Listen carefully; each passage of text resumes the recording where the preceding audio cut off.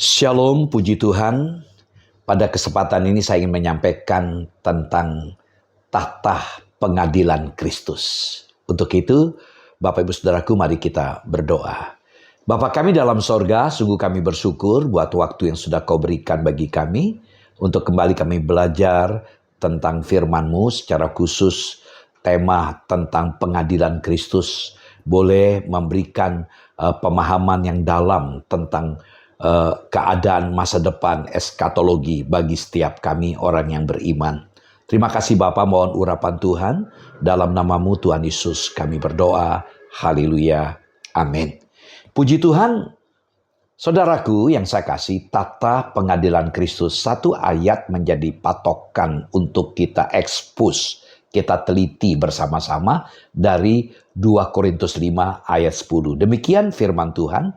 2 Korintus 5 ayat 10, sebab kita semua harus menghadap tahta pengadilan Kristus supaya setiap orang memperoleh apa yang patut diterimanya sesuai dengan yang dilakukannya dalam hidupnya ini, baik ataupun jahat. Amin. Demikianlah firman Tuhan.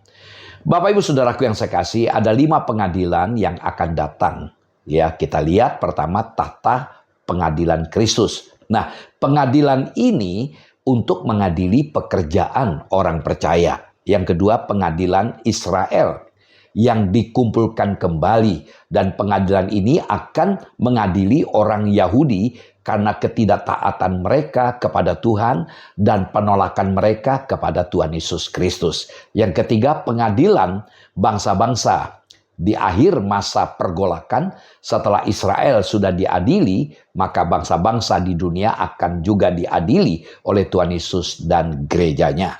Yang keempat, pengadilan para malaikat yang jatuh. Ini adalah pengadilan terakhir atas setan dan para malaikat yang jatuh yang akan diadili bersama. Yang kelima, pengadilan orang tidak percaya. Nah, pengadilan ini disebut dengan pengadilan tahta putih. Setelah membuang setan ke neraka, orang mati yang tidak di dalam Kristus akan dibangkitkan untuk menerima putusan akhir hukumannya. Tidak ada orang percaya yang akan diadili di saat itu, karena ini hanya diperuntukkan bagi semua orang yang menolak Tuhan.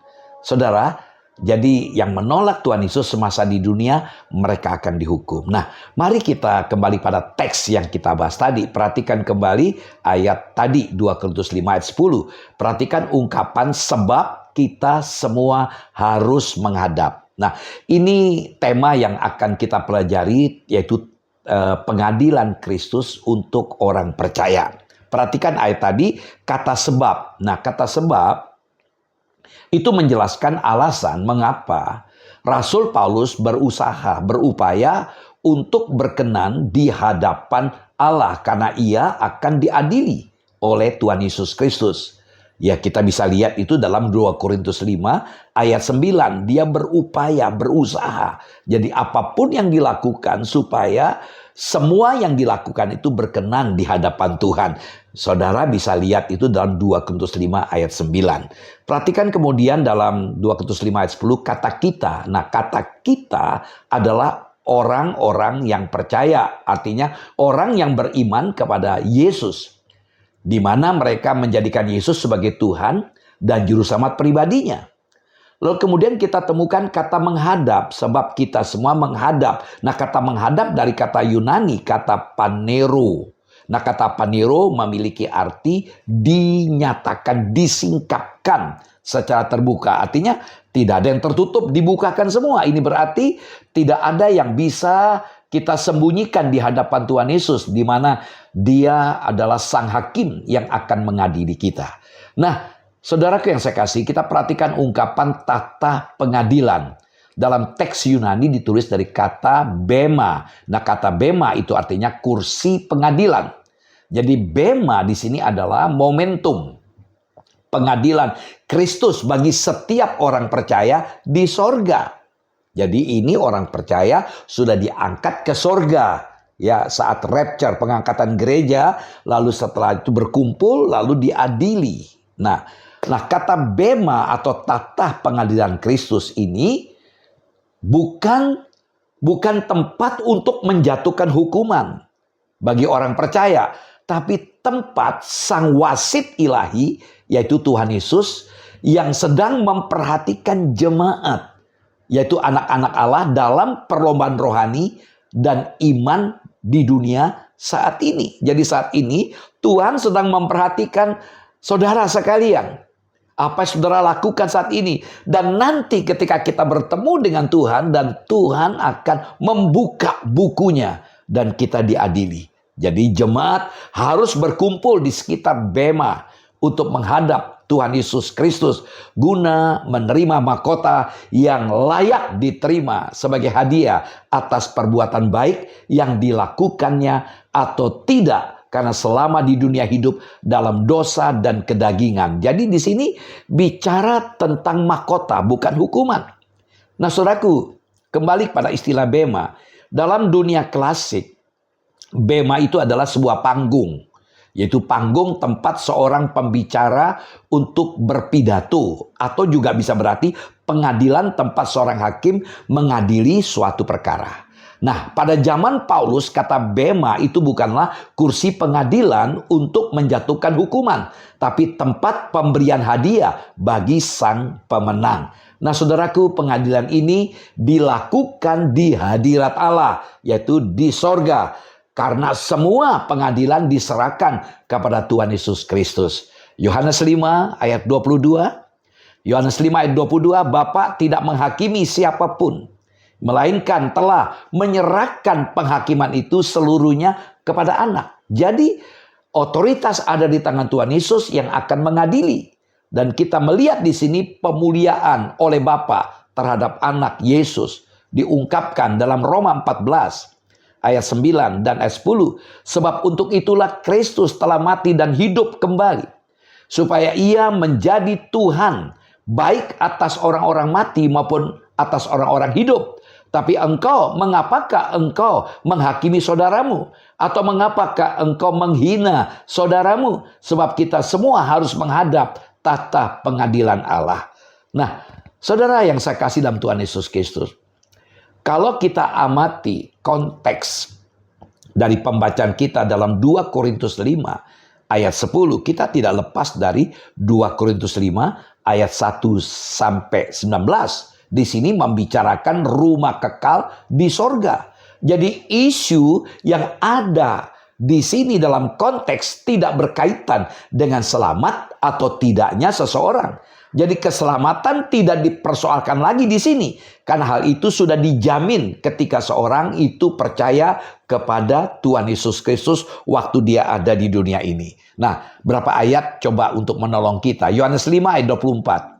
Yohanes 5 ayat 24, aku berkata kepadamu, sesungguhnya barang siapa mendengar perkataanku dan percaya kepada Dia yang mengutus aku, ia mempunyai hidup yang kekal dan tidak turut dihukum, sebab ia sudah pindah dari dalam maut ke dalam hidup. Jadi kalau kita percaya menerima Yesus sebagai Tuhan dan pribadi kita, sudah dijamin kita dipindahkan dari maut kepada hidup yang kekal. Ya, karena kita percaya pada Yesus. Ada jaminan. Nah, lalu Roma 8 ayat 1 lebih jelas lagi. Roma 8 ayat 1, demikianlah sekarang tidak ada penghukuman bagi mereka yang ada di dalam Kristus Yesus. Jadi kalau kita ada dalam Yesus, in Christ, tidak lagi ada penghukuman. 1 Yohanes 4 ayat 17, dalam hal inilah kasih Allah sempurna dalam kita, yaitu kalau kita mempunyai keberanian percaya pada hari penghakiman. Karena sama seperti Dia, kita juga ada di dalam dunia ini. Puji Tuhan. Ibrani 10 ayat 17. Ibrani 10 ayat 17. Dan aku tidak lagi mengingat dosa-dosa dan kesal mereka. Tuhan lupakan. Nah, mari kita kembali pada teks yang kita baca tadi dalam 2 Korintus 5 ayat 10. Di sini, jadi ayat ini lebih menyatakan motif iman. Jadi pengadilan orang percaya bermaksud untuk menyatakan motif dan sekaligus karakter semestinya dari setiap orang-orang percaya. Perhatikan ungkapan dikatakan sesuai dengan yang dilakukannya dalam hidupnya ini, baik ataupun jahat. Jadi ini adalah sebuah prinsip universal bahwa manusia bertanggung jawab atas tindakan mereka dan akan mempertanggungjawabkannya kepada Allah.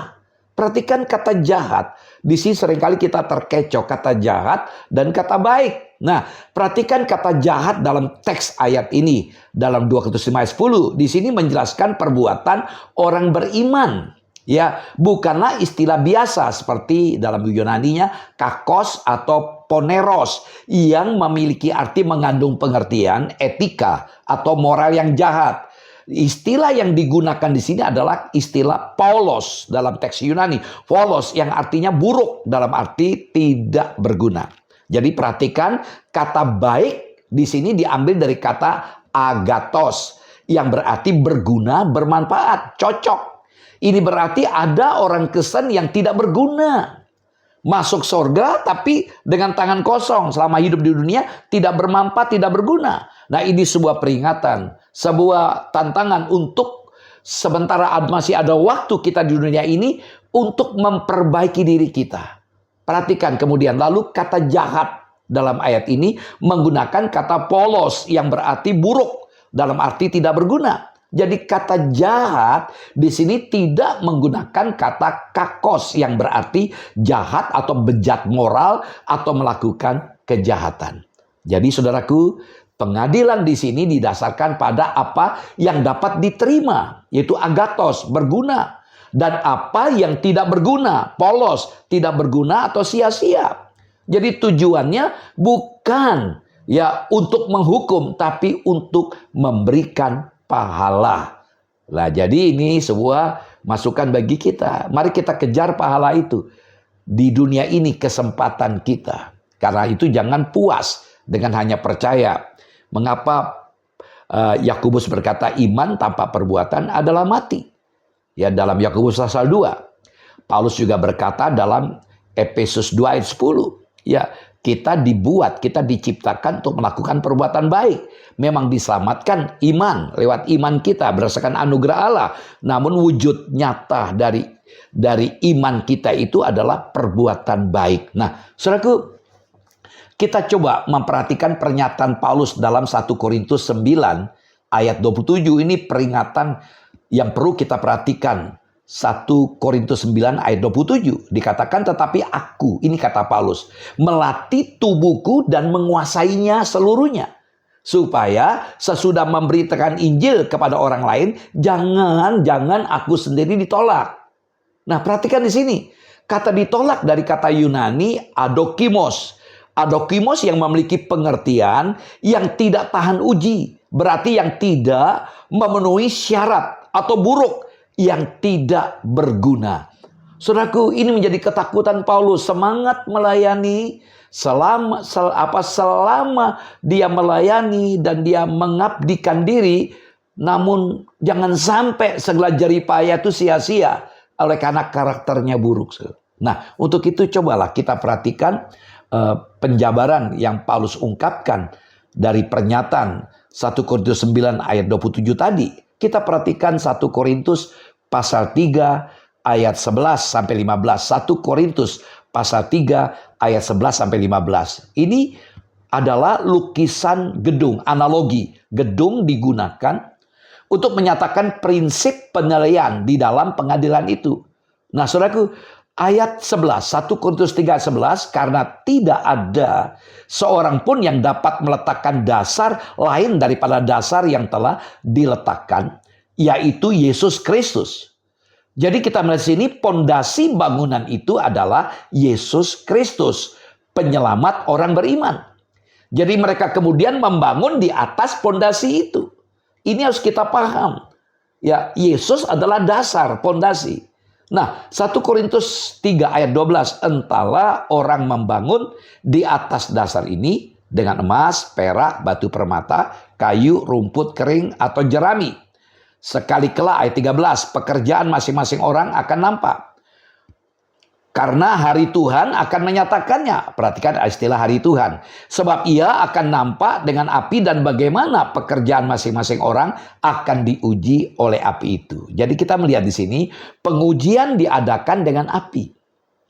Yang akhirnya membuktikan corak pekerjaan setiap anak Tuhan. Kapan itu? Saat hari Tuhan, yaitu pengadilan. Mereka yang perbuatannya dan pekerjaannya hangus dimakan api, pastilah dia akan kehilangan upah, kehilangan mahkota, kehilangan pahala. Mereka yang perbuatannya tetap akan menerima pahala. Puji Tuhan. Kita masuk ke 1 Korintus 3 ayat 14 sampai 15. Jika pekerjaan yang dibangun seseorang itu tahan uji, maka ia akan mendapat upah. Jika pekerjaannya terbakar, maka ia akan menderita kerugian. Tapi ia sendiri akan diselamatkan, tetapi seperti dalam api. Namun mereka itu sendiri sebagai anak Tuhan akan selamat. Nah, ketahanan ujian inilah yang akan menentukan upah seorang pelayan. Tetapi kita lihat bukan keselamatannya. Jadi jangan sampai salah paham. Jadi apa yang kita kerjakan selama ini akan diuji nanti. Kalau sampai terbakar berarti kita tidak mendapatkan upah. Tapi kita selamat. Tapi maukah saudara? Ya, dengan tangan kosong menghadap Tuhan. Mahkota ini kata erat dengan apa? Dengan kemuliaan. Kapasitas kita dalam memuliakan Tuhan. Nah, sebagai penegasan Paulus, ya Paulus juga menyatakan bahwa jemaat setempat yang ada di Korintus adalah bait Allah. Dan Allah akan membinasakan orang yang membinasakan baitnya itu. Kita tahu dalam 1 Korintus 3 ayat 16 sampai 17. Ya, dikatakan bahwa tubuh ini adalah bait Allah. Nah, keprihatinan Paulus adalah jemaat lokal yang ada di Korintus harus dibangun konsisten dengan dasarnya yang adalah Tuhan Yesus Kristus. Kehidupan jemaat harus rohani, yaitu berbeda radikal dengan dunia, tidak sama dengan dunia. Dunia di sini artinya segala sistem yang bertentangan dengan Allah. Perselisihan dan arogansi adalah tanda dari hikmat duniawi. Tanda bahwa kontribusi Kristen kepada bangunan kehidupan jemaat tidak tahan uji, bahkan kekeras kepalaan untuk terus hidup duniawi dapat bermuara kepada penghakiman karena meniadakan fungsi jemaat sebagai bait Allah, menghadirkan kesaksian roh akan kasih karunia Allah bagi sekitar. Perhatikan saudaraku yang saya kasih, ungkapan ia akan menderita kerugian. 1 Korintus 3:15, rugi karena tidak memperoleh upah, bukan kehilangan keselamatan, saudaraku. Tidak ada perbedaan di kalangan domba-domba Kristus. Mungkin ada perbedaan di kalangan hamba-hambanya. Kita bisa bandingkan Lukas 19 ayat 17. Lukas 19 ayat 17 katanya kepada orang itu, baik sekali perbuatanmu itu, hai hamba yang baik. Engkau telah setia dalam perkara kecil, karena itu terimalah kekuasaan atas 10 kota. Nah saudaraku, perhatikan kembali 1 Korintus 3 ayat 15. Kata ia sendiri itu bersifat menekankan, membedakan orang dengan pekerjaannya, dan dengan tepat mempertegas keamanannya. Kata dari dalam api, dalam ayat 15 tadi, lebih tepat lagi melalui api. Jadi pengertiannya di sini adalah seseorang yang lari menerobos api menuju tempat aman ketika bangunan mulai runtuh. Kata depannya mengacu kepada suatu tempat. Dalam 1 Korintus 3 ayat 12, entahkah orang itu membangun di atas dasar ini dengan emas, dengan perak, batu, permata, kayu, rumput kering atau jerami. Karena itulah pembangunan haruslah dengan bahan atau materi yang terbaik seperti emas, perak, dan batu permata, yaitu kualitasnya tinggi, dibungkus kemuliaan Allah, dan kuantitasnya pun baik. Perluasan kemuliaan itu dan hal-hal yang bernilai di mata Allah. Janganlah kiranya materi yang digunakan adalah kayu, rumput kering, atau jerami. Artinya hal-hal yang tidak berguna, yang mudah terbakar oleh api. Artinya perbuatan Kristen haruslah ditinjau dari segi kekekalan, keabadiannya. Saudaraku yang saya kasih. Nah, jadi dalam 1 Korintus 3 ayat 14-15 dinyatakan bahwa akan ada 2 akibat dari pengadilan ini. Penerimaan pahala dan hilangnya pahala atau upah. Namun keselamatan tetap diperoleh. Saudaraku, kehilangan pahala Itu merupakan ketakutan Paulus. Sudah kita baca tadi dalam 1 Korintus 9 ayat 27. Jangan sampai dia sibuk melayani, dia mengabdi luar biasa, pengorbanannya luar biasa, tapi dia tidak mendapatkan upah. Untuk itulah dia katakan dalam 1 Korintus 9:27, dia menguasai diri, melatih tubuh. Nah saudaraku, ukuran yang menentukan apa yang berguna dan tidak berguna adalah api, yaitu ujian terhadap buah iman tersebut. Tadi sudah kita lihat dalam 1 Korintus 3 ayat 13. Jadi saudaraku, yang diperiksa bukanlah, ini penegasan ya, jadi yang diperiksa bukanlah karakter luar dari pekerjaan, tapi karakter dalam dari motivasi hidup, kokoh atau rapuhkah dasar batinianya. Nah saudaraku, mereka yang pekerjaannya tidak hancur oleh ujian api akan memperoleh pahala ini, saudaraku. Nah dasar penghakiman itu sekali lagi bukan iman yang menghasilkan keselamatan. Ya dalam 1 Petrus 1 ayat 9 tidak saya bacakan, tapi perbuatan baik maupun jahat yang pernah diperbuat selama dia hidup di dunia ini. Nah saudaraku, setiap jemaat yang telah masuk dalam arena pertandingan iman harus menguasai diri. Ya, menguasai diri seperti Paulus katakan tadi. Dan berusaha untuk memenangkan pertandingan iman tersebut, saudaraku. 1 Korintus 9 ayat 24 sampai 25 dijelaskan di situ. Ya, saudaraku yang saya kasih. Nah, dapat dipastikan dasar penilaian Kristus terhadap orang percaya dalam hal pemberian pahala bukanlah iman, tetapi buah iman, yaitu perbuatan baik dan kesucian hidup. Nah, saudaraku, penghakiman tersebut dilaksanakan di mana? Jelas di sorga, bukan di dunia. Karena sangat tidak mungkin dan terlalu bertentangan dengan kebenaran Alkitab bahwa orang yang sudah berada bersama dengan Tuhan Yesus di sorga pada akhirnya dicampakkan ke api neraka. Kan tidak mungkin. 1 Korintus 10 ayat 28 dikatakan kalau kita ada dalam genggaman Tuhan, bahwa tidak ada seorang pun yang dapat merebut kita dari tangan Tuhan. Roma 8, 38, 39. Tadi kita sudah baca 1 Korintus 3 ayat 15. Kalau toh terbakar tidak kehilangan keselamatan. Jadi pengadilan tersebut tidak berkaitan dengan keselamatan. Karena semua jemaat sudah masuk ke sorga. Tapi kehidupan rohani setiap umat akan dihargai sesuai dengan kualitas perbuatan.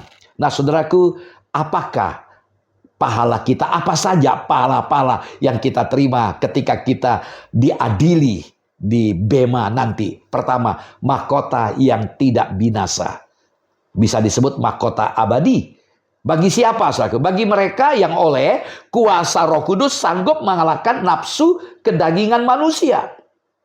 Itu diungkapkan dalam 1 Korintus 9 ayat 25. Betapa pentingnya kita menguasai diri, mendisiplinkan diri. Saudaraku, ya kita izinkan Roh Kudus mengontrol kita supaya kita tetap berkata tidak kepada dosa, mengalahkan keinginan daging kita. Maka mahkota abadi diberikan kepada kita. Yang kedua, mahkota kehidupan atau mahkota hayat diberikan kepada mereka yang tahan uji. Yakobus 1 ayat 12, berbahagialah kita yang menderita, bertahan, bertekun. Jadi penderitaan bukan sesuatu yang menakutkan. Bahkan dikatakan berbahagia. Nah, dan kita akan mendapatkan mahkota kehidupan. Jangan takut kita menderita karena Tuhan. Yang ketiga, mahkota kesukaan atau mahkota kemegahan atau mahkota sukacita. Bagi siapa? Bagi pemenang jiwa. Dalam 1 Tesalonika 2 ayat 19. Jadi kalau kita rajin menjangkau jiwa-jiwa yang terhilang, maka mahkota kemegahan sukacita menjadi bagian kita. Yang keempat, mahkota kebenaran. Bagi siapa? Bagi mereka yang merindukan kedatangan Tuhan Yesus kembali.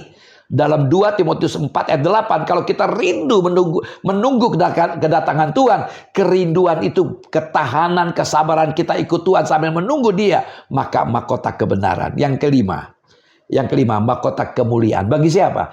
Bagi yang punya hati. Mahkota ini disediakan bagi setiap orang yang punya hati untuk ngemong, mengayomi, membimbing, menggembalakan ya orang-orang yang ada di sekitar dia. 1 Petrus 5 ayat 4. Nah, saudaraku, sebagai closingnya, dalam Roma 14 ayat 10 sampai 12, tapi mengapakah engkau menghakimi saudaramu? Atau mengapakah engkau menghina saudaramu? Sebab kita semua harus menghadap tata pengadilan Allah. Karena ada tertulis, demi aku hidup, demikian firman Tuhan, semua orang akan bertekuk lutut di hadapanku, dan semua orang akan memuliakan Allah. Demikianlah setiap orang di antara kita, saudaraku, akan memberikan pertanggungjawab tentang dirinya sendiri kepada Allah. Kita akan menghadap Allah. Nah, dari nats yang kita baca ini, Paulus memberikan lukisan pengabdian yang dinyatakan sebagai pertanggungjawab kita kepada Allah. Tidak perlu menghakimi orang-orang lain karena daftar nilainya gagal atau F, atau bahkan nilainya D, atau pas-pasan saja, saudaraku. Tata pengadilan Kristus tidak menentukan keselamatan, karena keselamatan ditentukan oleh pengorbanan Tuhan Yesus di atas kayu salib bagi kita. Kita tidak boleh menganggap tata pengadilan Kristus sebagai momen Allah menghakimi dosa-dosa kita, tetapi sebagai momen di mana Allah memberi upah kepada kita. Tata pengadilan Kristus bukanlah pengadilan untuk menghukum orang percaya, tapi untuk memberikan upah dan mengungkap segala perbuatan yang kita lakukan selama di dunia ini. Alkitab mengatakan bahwa semua orang percaya akan menghadapi pengadilan Kristus tanpa kecuali, saudaraku. Yang menjadi hakim di sini tentu, sekali lagi tegaskan, adalah Tuhan Yesus Kristus sendiri. Pengadilan ini adalah hal yang serius, karena ini akan mengungkapkan apakah yang selama ini kita lakukan di dunia ini memiliki nilai-nilai yang kekal, ataukah semuanya itu sia-sia belaka. Firman Tuhan hari ini mengajak kita untuk mengerti bahwa tujuan hidup kita sebagai orang Kristen bukan hanya di dunia ini. Tidak ada manusia, siapapun dia, yang dapat hidup kekal. Semua pada akhirnya akan mati. Oleh sebab itu, bagi kita umat Tuhan, waktu hidup yang singkat ini, marilah kita pergunakan dengan sebaik-baiknya untuk selalu hidup dalam kebenaran Tuhan, sambil kita menanti untuk memperoleh apa yang patut kita terima. Bagi manusia, yang penting bukannya berapa lama kita hidup, tapi bagaimana kita akan menjalani hidup yang sementara ini. Tugas kita selama masih hidup di dunia yang sementara ini jelas dalam 2 Korintus 5 ayat 9, tetap memiliki kehidupan yang berkenan